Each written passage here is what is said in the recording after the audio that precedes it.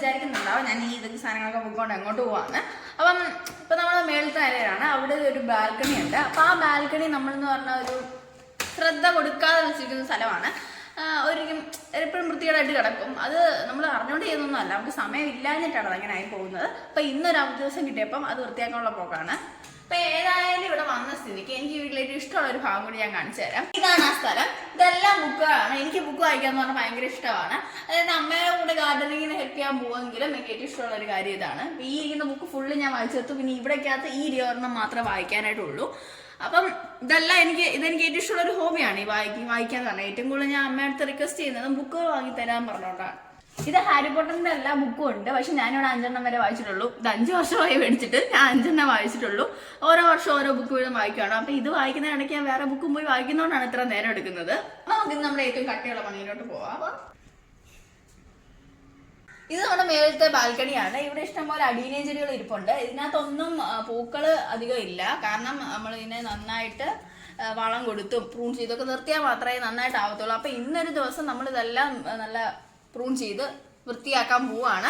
ഈ സമയത്തല്ല നമ്മൾ ഇതിനെ പ്രൂൺ ചെയ്യേണ്ടത്, പക്ഷെ സമയം കിട്ടുമ്പോൾ അങ്ങ് ചെയ്യുന്നേ ഉള്ളൂ.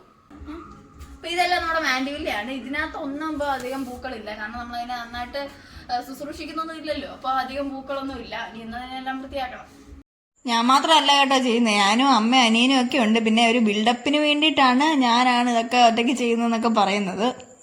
ആദ്യം തന്നെ ഞങ്ങളെല്ലാം അടിച്ചു വാരി. പിന്നെ മൊത്തം ചുക്കിലിയായിരുന്നു. ആ ചുക്കിലിയൊക്കെ കളഞ്ഞു.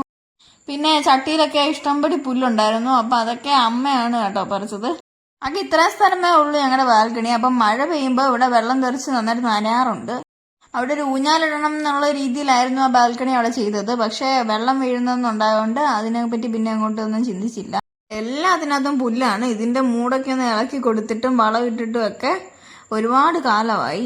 ഇപ്പൊ മുകളിലായി പോയത് കൊണ്ട് നമുക്ക് പ്രത്യേക ടൈം അതിനു വേണ്ടി മാത്രമായിട്ട് വെച്ചിട്ട് വേണമായിരുന്നു ഇതൊക്കെ ചെയ്യാനായിട്ട്. അതല്ല ഇപ്പൊ താഴെയാണെങ്കിൽ പെട്ടെന്ന് ഓടി ചെന്നിട്ട് നമുക്ക് ചെയ്യാവുന്നതേ ഉള്ളൂ.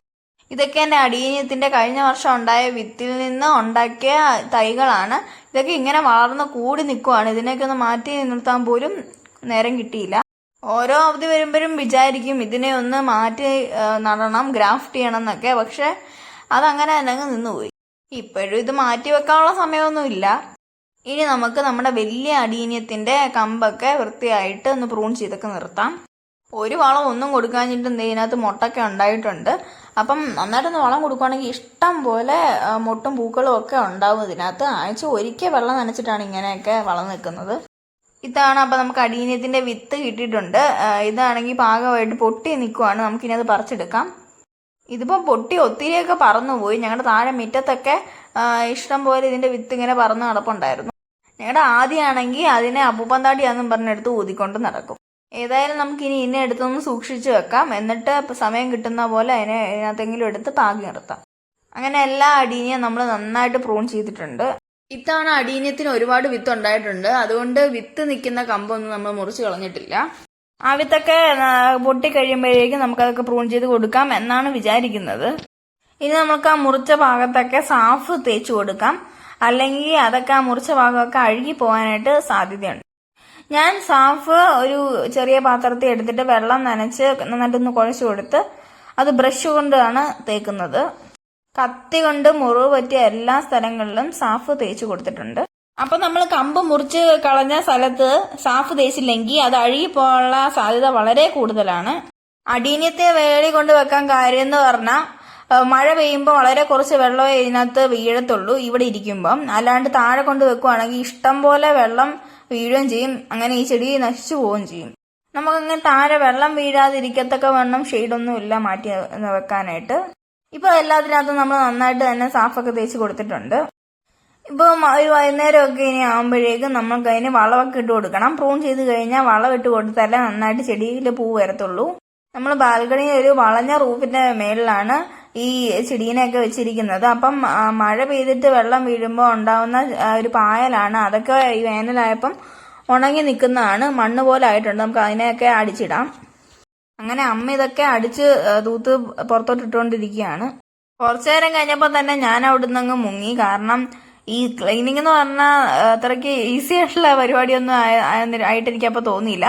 ഞാൻ ആദ്യം ഇപ്പൊ ക്ലീൻ ചെയ്യാന്ന് പറഞ്ഞ് ചൂലൊക്കെ എടുത്തിട്ട് വന്നാണ്. പിന്നെ കുറച്ച് കഴിഞ്ഞപ്പം തന്നെ മടുത്തു.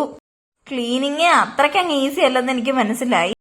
ആദ്യമാണെങ്കിൽ ഭയങ്കര കട്ട സപ്പോർട്ടായിരുന്നു. ഞാൻ തുടയ്ക്കാന്നും പറഞ്ഞുകൊണ്ട് വെള്ളം കൊണ്ടുവച്ചൊക്കെ എടുത്തിട്ട് അവൻ തുടയ്ക്കാൻ തുടങ്ങി.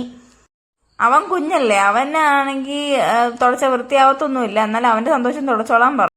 പക്ഷെ അവസാനം നോക്കിയപ്പം കുറച്ച് നന്നായിട്ട് തന്നെ വൃത്തിയായിട്ടുണ്ടായിരുന്നു കേട്ടോ. പിന്നെ അവൻ തുടച്ചെടുത്ത് ബാക്കി ഉണ്ടായിരുന്ന കുറച്ച് അഴുക്കൊക്കെ ഞാൻ പിന്നെ വന്നങ്ങ് തുടച്ചു. ഞാൻ മുങ്ങിയെടുത്തുനിന്നാണ് അമ്മ എന്നെ തുടയ്ക്കാനായിട്ട് വിളിച്ചോണ്ട് വന്നിരിക്കുന്നത്. നിങ്ങൾ വിചാരിക്കുമായിരിക്കും ഇത്രയും സ്ഥലം തുടയ്ക്കാനാണോ ഇത്ര പാടെന്ന്. പക്ഷെ നന്നായിട്ട് തന്നെ വൃത്തികേടായിട്ട് കിടക്കുമായിരുന്നു. അങ്ങനെ തുടച്ചൊക്കെ കഴിഞ്ഞപ്പോഴേക്കും ഞാൻ ഇട്ടിരിക്കുന്ന അടീന്യത്തിനും മാൻഡിവിലേക്കും ഒക്കെ കുറച്ച് വെള്ളമൊക്കെ കൊടുത്തു. ആദ്യം അടിച്ചുവരി തുടങ്ങി ഒരു 20 മിനിറ്റൊക്കെ ആയപ്പോഴേക്കും അയ്യോ വേണ്ടായിരുന്നു എന്നൊക്കെ പറഞ്ഞ് തോന്നിയെങ്കിലും ഇതിപ്പോ നല്ല ക്ലീൻ ആയിട്ടിരിക്കുന്നതെന്ന് കണ്ടപ്പോഴേക്കും നല്ല സന്തോഷം തോന്നുന്നുണ്ട്. അപ്പൊ എന്റെ വീഡിയോ കാണുന്നവർക്കറിയാം, ഞാനാണെങ്കിൽ എപ്പോഴും ചെടിയുടെ ഫെർട്ടിലൈസേഴ്സ് പിന്നെ അതിന്റെ വളം അങ്ങനെയൊക്കെ ഉള്ള വീഡിയോസ് ആണ് ഇടാറ്. നിങ്ങൾക്കും കൂടി ഉപകാരപ്പെടട്ടെ എന്ന് പറഞ്ഞിട്ടാണ് ഞാൻ ആ വീഡിയോസ് ഇടുന്നത്. പക്ഷെ ഇന്ന് ഏതായാലും ഞാൻ വിചാരിച്ചു എന്റെ ഈവനിങ് ടൈം നിങ്ങളെ ഒന്ന് കാണിക്കാമെന്ന്. അപ്പൊ നിങ്ങൾ ഇതിനെ സപ്പോർട്ട് ചെയ്യുമെന്ന് വിചാരിച്ചുകൊണ്ട് അടുത്ത വീഡിയോ വരുന്നവരെ ബൈ.